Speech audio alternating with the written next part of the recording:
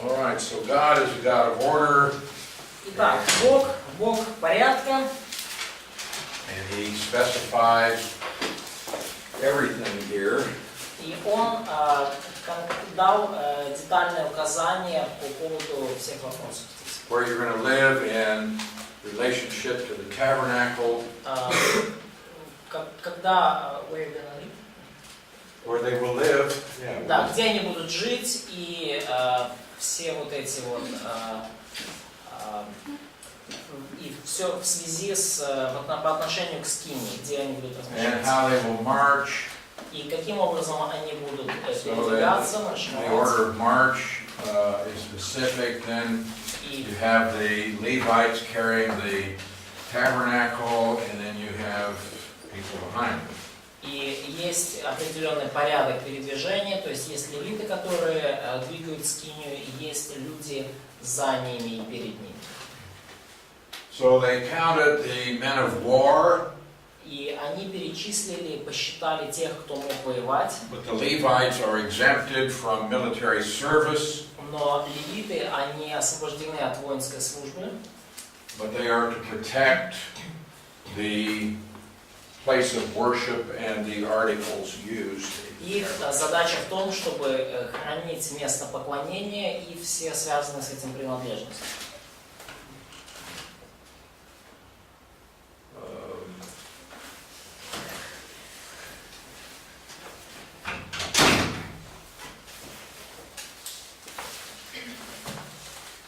Okay, we have in chapter 3, В главе 3, in verse 39, we have the census of the Levites. в стихе 39 у нас есть количество левитов. So there we have 22,000 males, Итак, у нас есть 22 тысячи мужчин. 1 month old and older. Мужчин старше месяца. And then God said, number all of the firstborn in Israel. И также дальше в 40 стихе сказал Господь Моисею: «Исчисли всех первенцев мужеского пола из сынов Израилевых».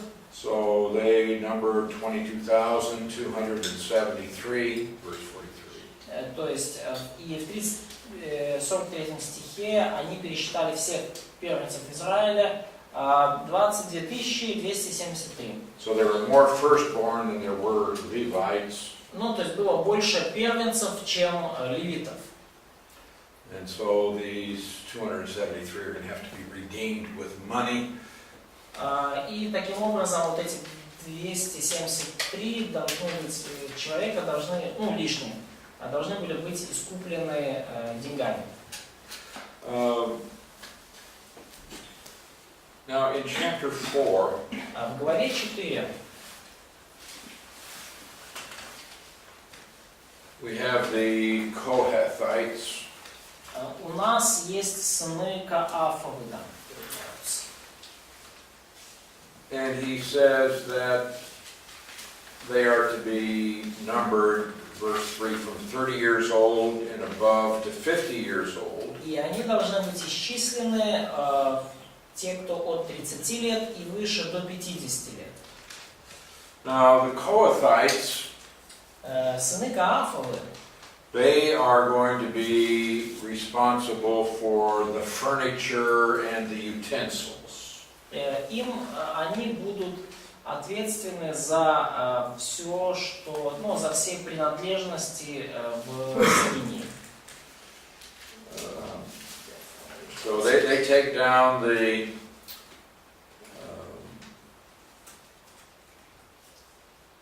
veil. За всю мебель, все принадлежности и утвари. То есть they cover the ark of the covenant with that veil. То есть они должны были снять завесу, закрывающую покрытие ковчег откровения. Then over top of that they put badger skins. И положить на нее дальше покров из кож синего цвета. And then over that they put a blue cloth.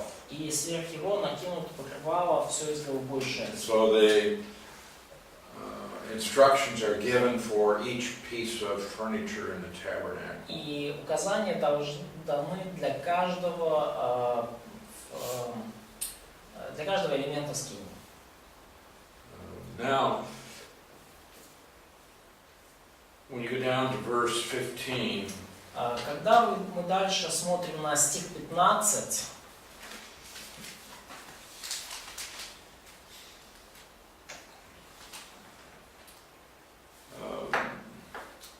when Aaron and his sons have finished covering the sanctuary and all the furnishings of the sanctuary, когда Аарон и сыны его покроют все святилище и все вещи святилища, then the sons of Kohath shall come to carry them, тогда сыны Каафа подойдут, чтобы нести. but they shall not touch any holy thing lest they die. Но они не должны касаться святилища, чтобы не умереть. Holy thing or sanctuary. Huh? In our translation, they don't have to touch sanctuary. Sanctuary. Not just holy thing. Any holy things. We have the furnishings of the sanctuary at the beginning of the verse, and then they shall not touch any holy thing. Да. То есть, в их переводе они не должны касаться ни одной святой вещи. Да? Но святая вещь это то, что образует святилище, поэтому противоречия в принципе нет.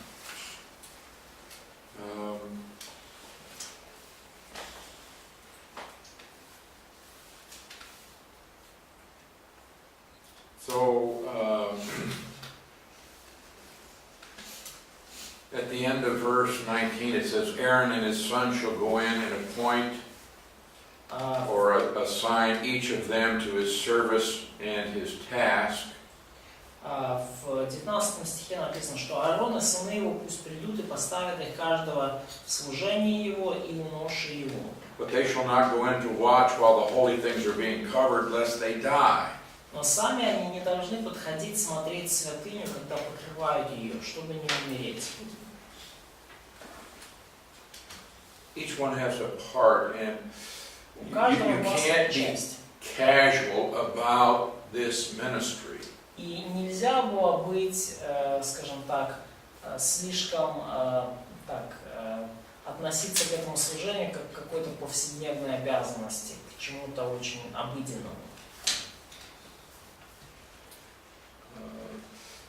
It's saying that people can't just stand around and look at these things.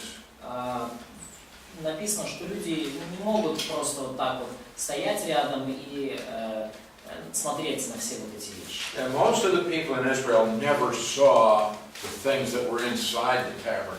И большинство людей из Израиля, они никогда не видели вещей, которые находились внутри скинии. And even here, you have people who have a job to do. И даже здесь вот у вас есть люди, которым поручена работа. And so, in the tabernacle,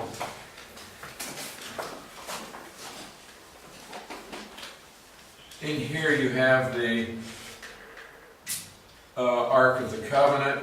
И вот в скинии, в Святом Святых, у вас есть ковчег Завета. And you have the golden altar of И incense. у вас есть золотой жертвенник для благовоний. And here you have the veil, И вот у вас есть здесь завес, separated two rooms. который отделяет две комнаты. But even this, when they took this veil down, И даже здесь, когда они снимают эту завесу, the men would take this veil and they would cover the ark with that veil. они берут эту завесу и этой завесой покрывают ковчег. And then they would cover it with another animal skin. И покрывают его потом другими шкурами. So you got this. And so they would take the veil and cover it, then they would put another covering over that, and then another covering over that. Покрывало и еще одно покрывало. And then on the sides, И вот по сторонам там they had these rings, у них с двух сторон есть кольца. and they would put poles through those rings. И они вставляют шесты в эти кольца. So it was only after they had covered it up that they would put the poles through the rings Только после того, как они все покрыли, они могли вставить шесты в кольца. so they could carry it. И чтобы они могли это переносить. So even the people taking this down didn't get to see the Ark of the Covenant. И даже люди, которые вот все вот там несли, и то есть они не имели права смотреть на ковчег завета. This is very serious. Все очень серьезно. You can't be casual in dealing with holy things. Нельзя быть неаккуратным и легкомысленным по отношению к святым вещам. Then notice in verse 23 we have the Gershonites. И в стихах 23 у нас есть уже сыны Герсоновы. From 30 years old to 50. От 30 лет и до 50. They took care of the software. И они занимаются софтом, всеми мягкими деталями. They took care of the curtains. То есть они занимаются покровами и покровы, завесы, занавески. And then in verse 30 we have the Merari. И в 30 стихе мы видим сынов Мерари. From 30 to 50. Тоже от 30 до 50 лет. And they're going to carry the hardware. И они, те занимались софтом, а эти занимаются хардом. They would carry the boards and the bars. Они носят брусья скини и шесты, и столбы, и подножия. Okay. It says in verse 32, the pillars, the sockets, the pegs, the cords. Все тяжелое. 32 стих. И столбы двора, и подножия их, колья их, и веревки. So we have these Levites who are not priests. То есть у нас здесь вот эти левиты, которые не священники. But they are responsible for taking care of the tabernacle. Но они ответственны за заботу о скинии. It's the priests, family of Aaron, who are going to take care of the actual ceremonies connected with the worship. И только священники, сыны Аароновы, ответственны за церемонии все, связанные с проведением церемоний, связанных с поклонением. So then Moses is going to address the priests and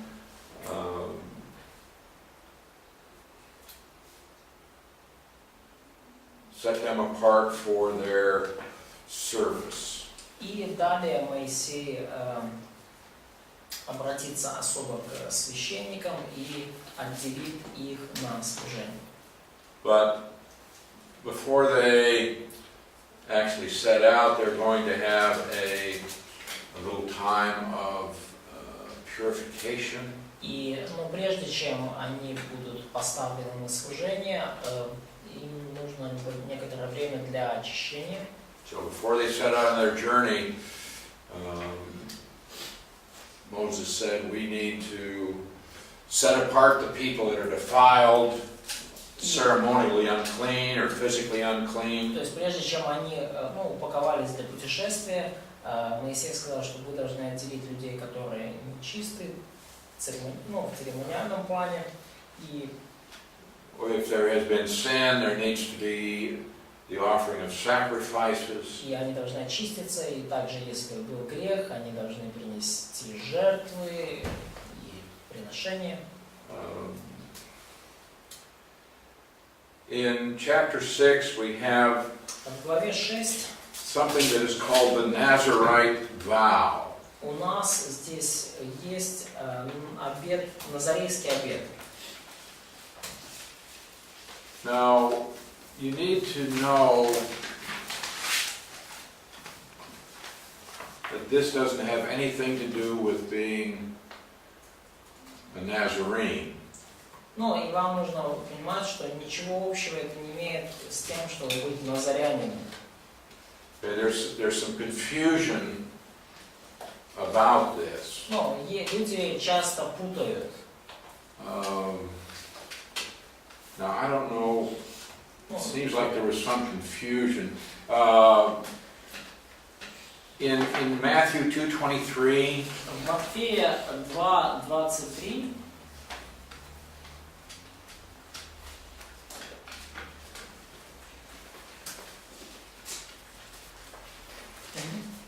okay, it says he will be called a Nazarene. В Матфея 2:23 написано, что Христос поселился в городе, называемом Назарет. Это сбудется реченное через пророков, что он Назареем наречется. What does that mean? Что это значит? Из города Назарет. That he is from the city of Nazareth. Yes, he's from the city of Nazareth. Это значит, что он из города Назарета. All right, in Numbers chapter 6, В числах 6 главе we have a Nazarene. мы видим Назореев. That is one who has taken a Nazarite vow. Тех, кто принял Назаретский обет. In Russian it's the same word. Same word. Yeah. Ну, в русском одно и то же слово, но вообще... А? В украинском нет? In Ukrainian it's different words, in Russian it's the same word. Yeah, so I want you to understand that Jesus was not a Nazarite. То есть я хочу, чтобы вы поняли, Иисус не был Назореем, в смысле он не принимал Назарейский обет. Он был назарянином, в том плане, что он был из Назарета. Вот, но он не был Назореем.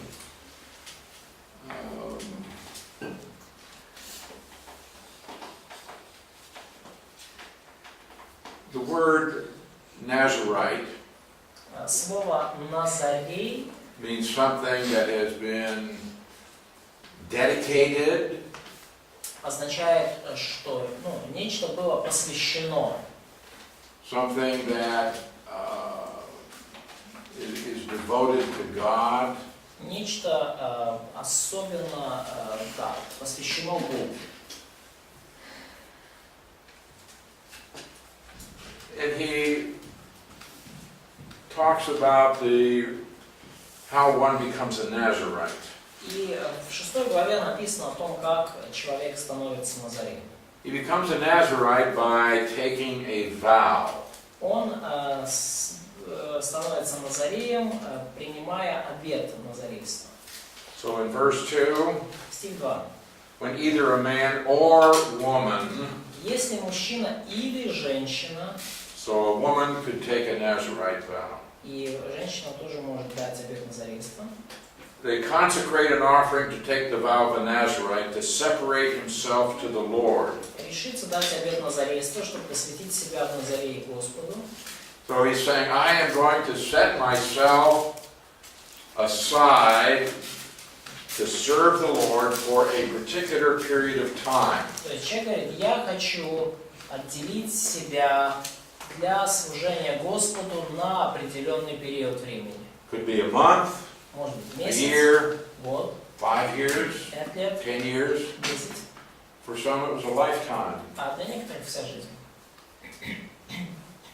But in this separation to serve the Lord, Но вот в этом отделении для служения Богу he separates himself from anything connected to grapes. он себя отделяет от всего приготовленного, или как-то связанного с виноградом. No grapes, Ни винограда, not the skin, not the seed, ни из сырых, ни сушеных виноградных ягод. not the juice, Ни сок, ни косточки, no wine, ни кожура, ни вино, no vinegar. ни уксус. He shall not cut his hair, Не должен стричь волосы. И вообще, бритва не должна касаться головы. he promises he won't go near a dead body. не будет подходить к мертвому телу, even if it's his father that dies. даже если это умерший отец. No contact with the dead. Никаких контактов с мертвым. If accidentally Если случайно, he нечаянно comes in contact with a dead body, он дотронется до мертвого тела, you say, well, suppose somebody drops dead and touches him. ну, например, что кто-то упал замертво и коснулся его.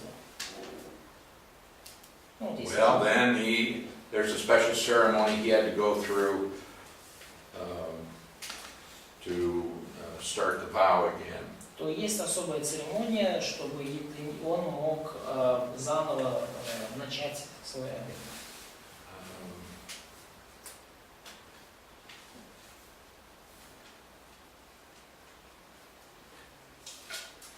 Okay.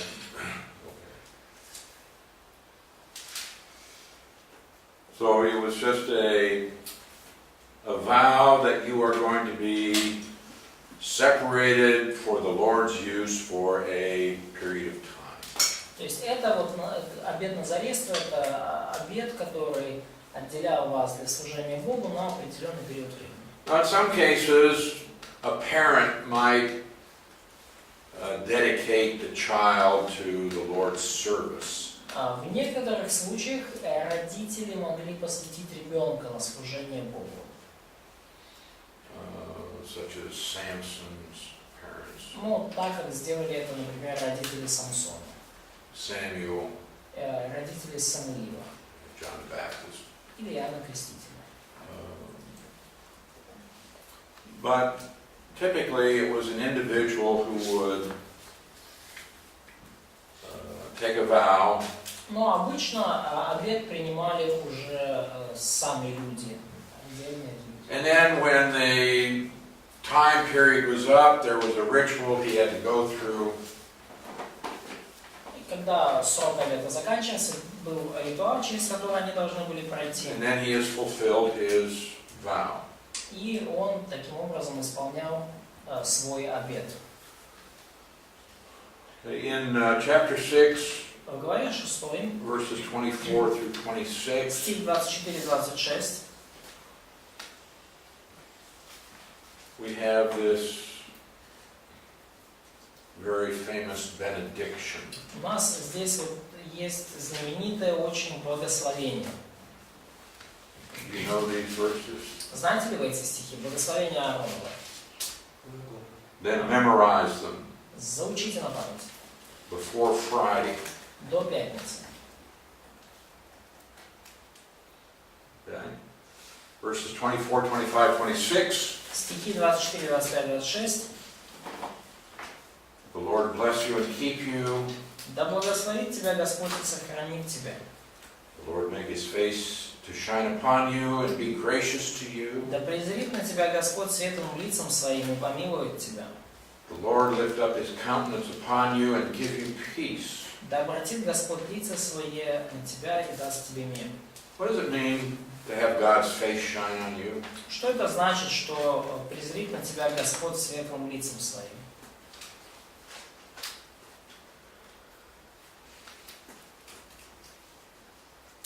Well,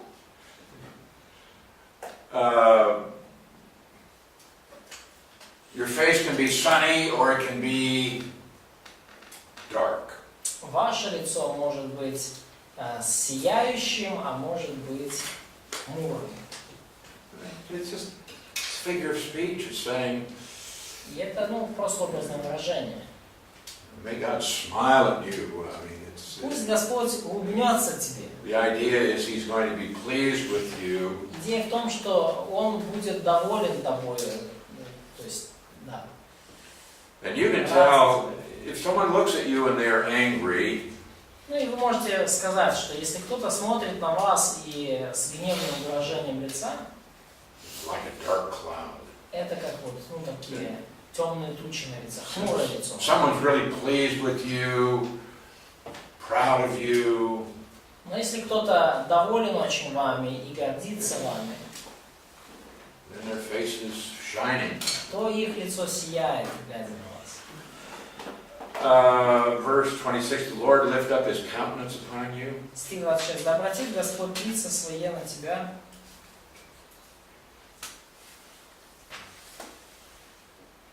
Okay, you've got face here. Oh yeah, we got face here. Oh, you've got face one. Okay. Yeah, we have face twice.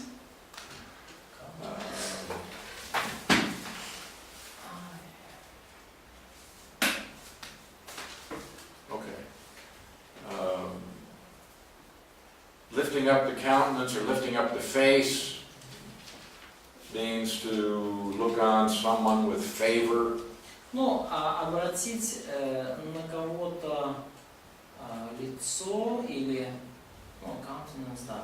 Это, It's his face. It's the same thing. да, это то же самое, что лицо. Ну, идея это выражение как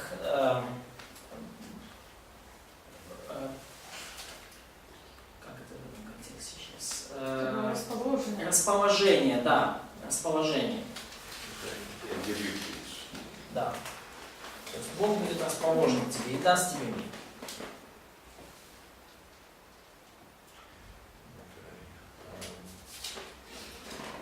All right. In chapter 8, В главе 8 we have the Levites are set apart. They are dedicated to the Lord. мы видим, что левиты отделены и отделены на служение и посвящены на служение Господу. So in verse 6, take the Levites from among the children of Israel and cleanse them. And the idea is ceremonially. И в 6 стихе возьми левитов из среды сынов Израилевых и очисти их. И идея в том, чтобы очистить их церемониально. How do they do that? Как они это делали? He says, sprinkle them with the water of purification. Окропи их очистительную водою. Okay, so this is going to be a ritual. То есть это должен был быть ритуал. They should shave their head, all of their body, И пусть обреют все тело свое and wash their clothes. и вымоют одежды свои. Verse 10, В 10 стихе.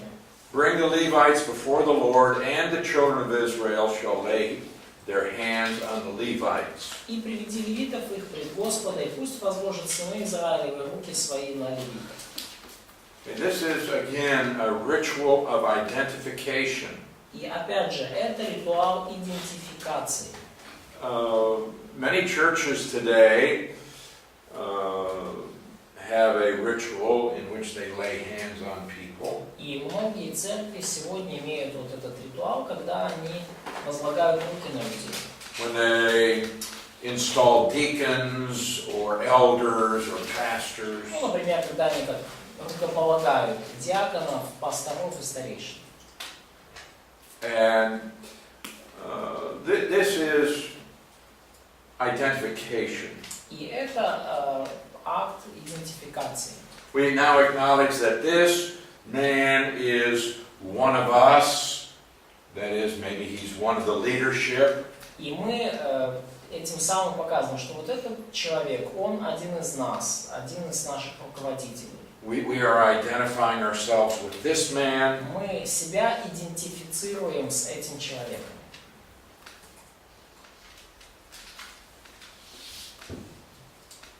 And then,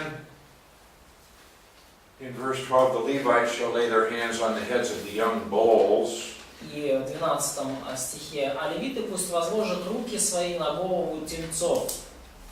Again, we have the idea of identification. Now, the sins are identified with this bull. Ну и опять же у нас идея идентификации, и теперь их грехи идентифицированы с этим тельцом, с молодым быком. And so, what we have here is these Levites now are set apart for special service. И что у нас здесь есть? Эти левиты отделены на особенное служение. Right, in verse 18, В he стихе says, I've taken the 18 Levites instead of all the firstborn of the children of Israel. сказано, Господь говорит, и взял левитов вместо всех первенцев у сынов Израиля. Because the Lord has said, okay, the firstborn will be dedicated to the Lord for sanctuary service. И сказано, ну, то есть Бог говорит, что мои все первенцы, я их беру себе для служения в святилище, ну и для служения. But now, instead of the firstborn, he has taken the Levites. Но вместо всех первенцев я беру себе левитов. So in verse 24, В стихе 22. this is what pertains to the Levites from 25 years old and above. One may enter to perform service in the work of the tabernacle. После сего вошли левиты отправлять службы свои в скинии собрания перед Аароном, перед сынами его.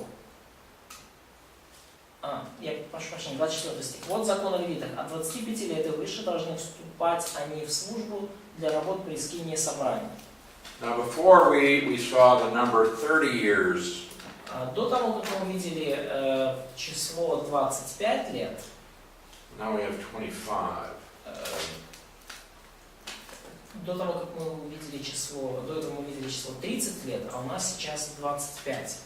Well, the understanding was that they had a 5-year training program.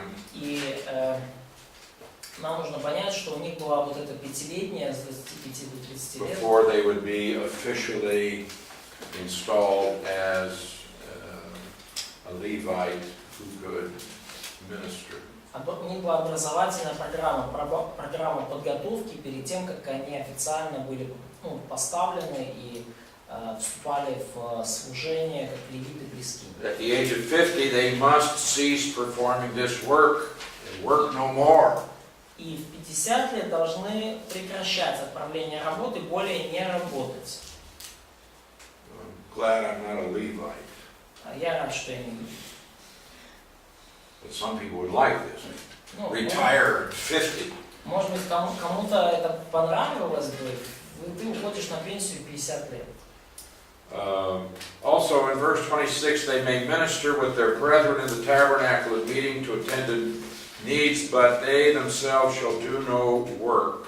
Тогда пусть, 26 стих, тогда пусть помогают они братьям своим содержать стражу при скине собрания, работать пусть не работают. You're to be exclusively devoted to this service.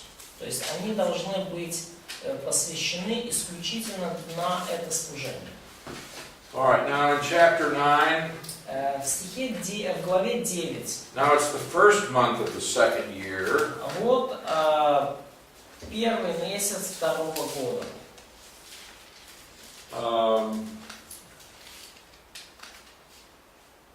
We started out in chapter 1 in the second month.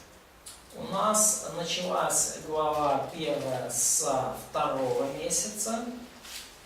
But now he takes us back to the first month. Но теперь мы переносимся в первый месяц. It's not that Moses is confused or forgot something, Переносимся назад. Не потому, что Моисей что-то перепутал или забыл. but it's the organization of the material. Но это такая вот организация материалов. So he comes in chapter 8 to the first anniversary from their liberation from Egypt. В главе 8, chapter 8, yeah? Chapter 9. В главе 9 они приблизилась первая годовщина исхода из Египта. Okay, let the children of Israel keep the Passover at its appointed time. 9 глава 2 стих. Пусть сыны Израилевы совершат Пасху в назначенное для нее время. going to be on the 14th day of the month. Это должно было произойти в 14-й день месяца. Now, in Israel, they had a lunar calendar. А в Израиле у них был лунный календарь.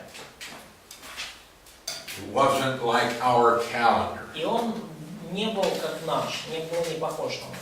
but rather it was related to the moon.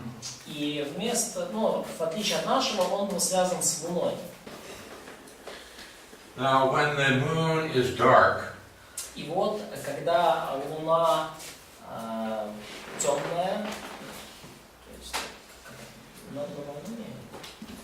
new moon, it's a new moon, you can't see it. да, то есть, когда это новолуние, вы не можете видеть Луну, потому что она темная. And they would go out and they would look until they could see the very first sliver of the moon. И вот они выйдут и будут смотреть до тех пор, пока они видят вот этот самый первый этот контур Луны. And that would be the first day of the month. И это будет первый день месяца. Now, on the 14th day of the month, На 14-й день месяца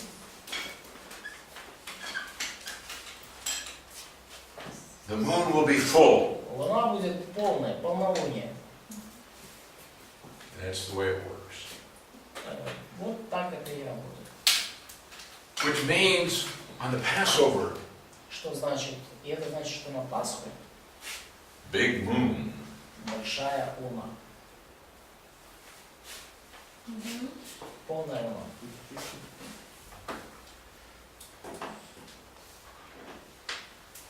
Okay, so he says on the 14th day И вот написано, что на 14-й день of this month. всего месяца. What month? Какого месяца? First month in their calendar. Первого месяца их календаря.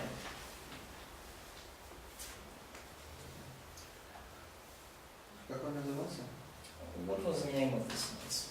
Aviv. Авив. Not to be confused with Lulaviv. Ну, это только не путайте с Левивом. This would be March or April on our calendar, Ну, по нашему календарю это март или апрель. depending on the moon. В зависимости от Луны. Do you know why resurrection is celebrated a different day every year?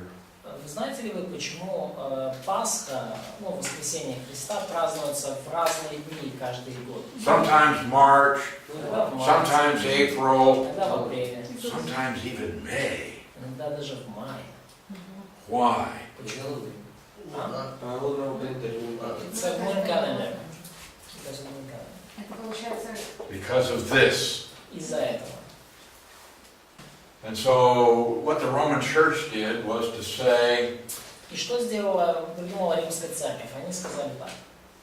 the first Sunday Первое воскресенье after the first full moon, после первого полнолуния, after the 21st of March. после 21 марта.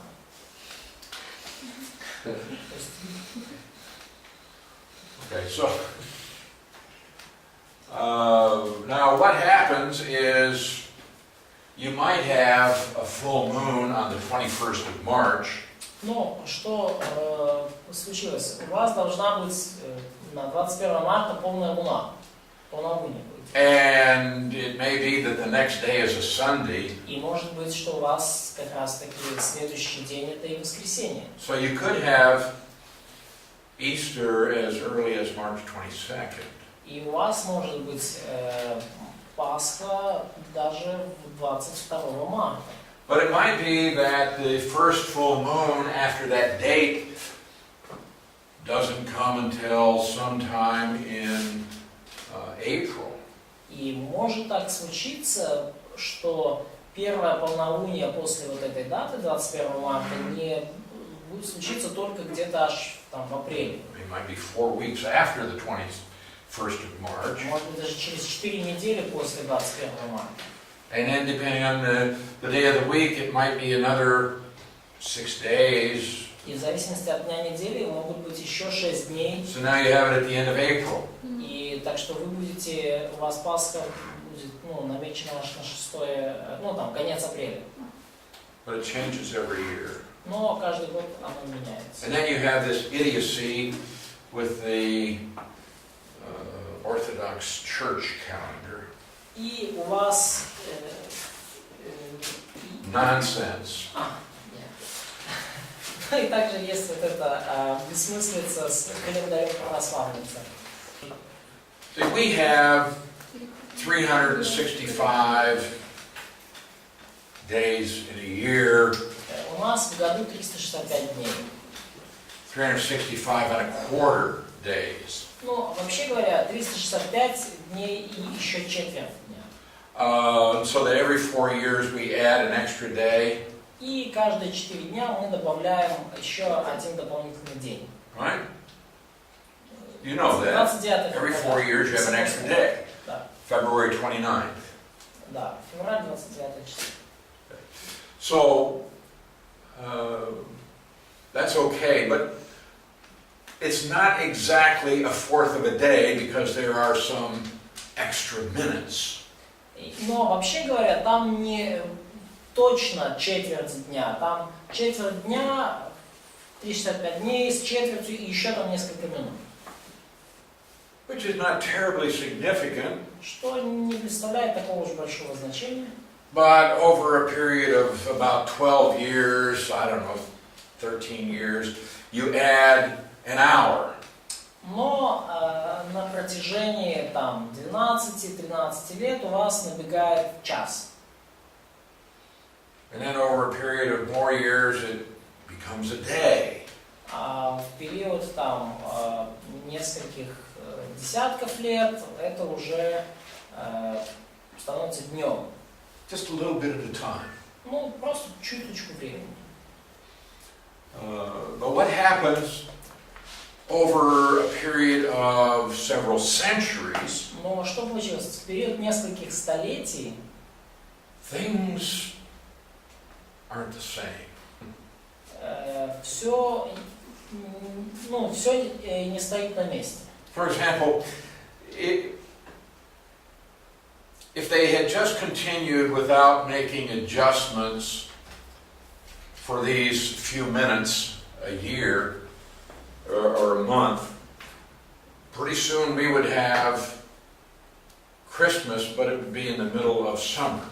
То есть, если бы мы продолжали делать вот эти небольшие добавки каждый с этих минут, то рано или поздно у нас бы, например, Рождество сместилось бы где-то к середине лет. You see? I mean, that's what would happen. То есть, если вы по чуть-чуть добавляете, то рано или поздно у вас оно так и сместится.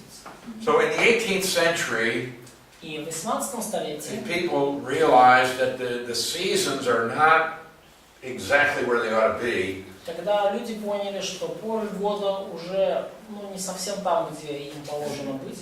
And men now are studying the stars with much greater accuracy. И сейчас уже мы, конечно, исследуем звезды куда более точно и аккуратно. And they said we should change our calendar by 10 days.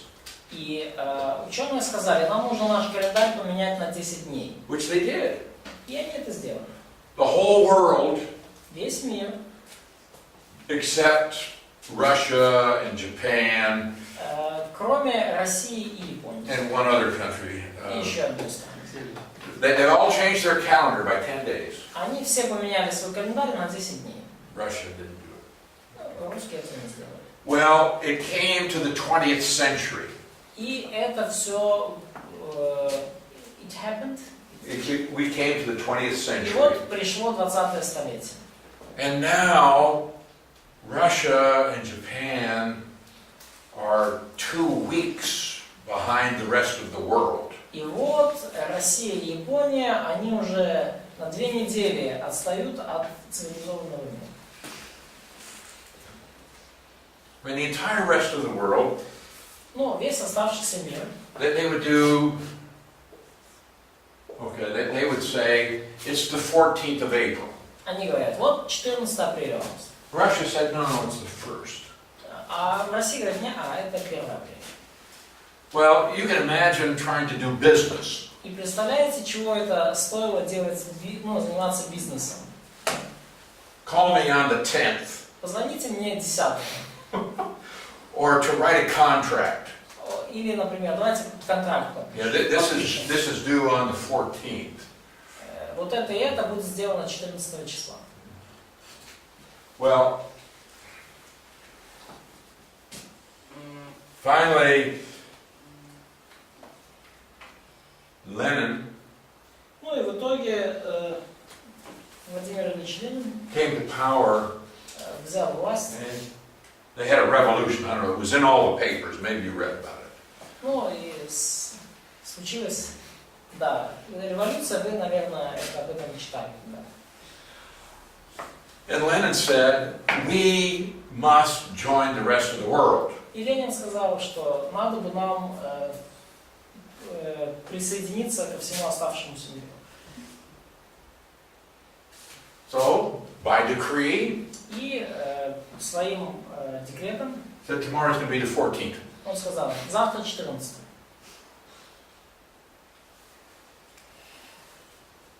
Well,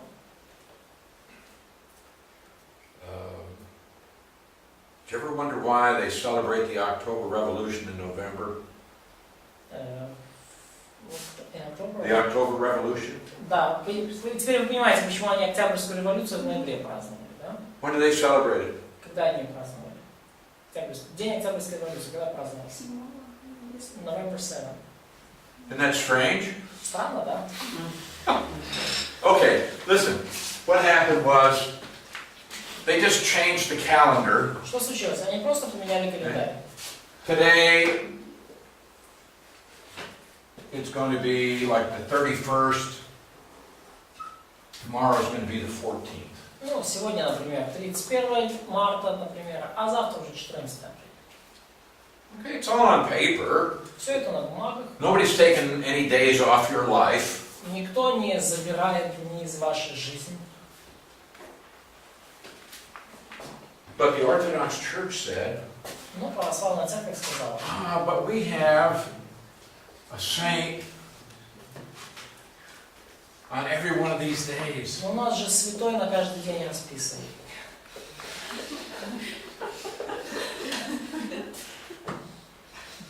On our calendar. В нашем календаре. Every saint has a day. У каждого святого календаря. Oh, and that would be offensive to the saint. И эти святые, они же расстроятся. So they said, we're not going to change. Они говорят, не-не-не, мы ничего не будем делать. So, you see, we talk about Orthodox Christmas. И мы говорим о, ну, вот, о православном Рождестве. We say, well, that's the 7th of January. И мы говорим, что вот оно 7 января. On their calendar, it's the 25th of December. Ну, по их календарю это 25 декабря. Okay. So it's just they're 2 weeks behind the rest of the world, and it's just stupid. Это 2 недели после всего остального мира, и это просто глупо. Call the day what you want to call it. You haven't left anything. Называйте день так, как вы хотите его назвать. Okay, so God decreed on the 14th day of the first month of the Jewish calendar would be Passover. Ну и Бог постановил, чтобы на 14-й день первого месяца еврейского календаря было празднование Пасхи.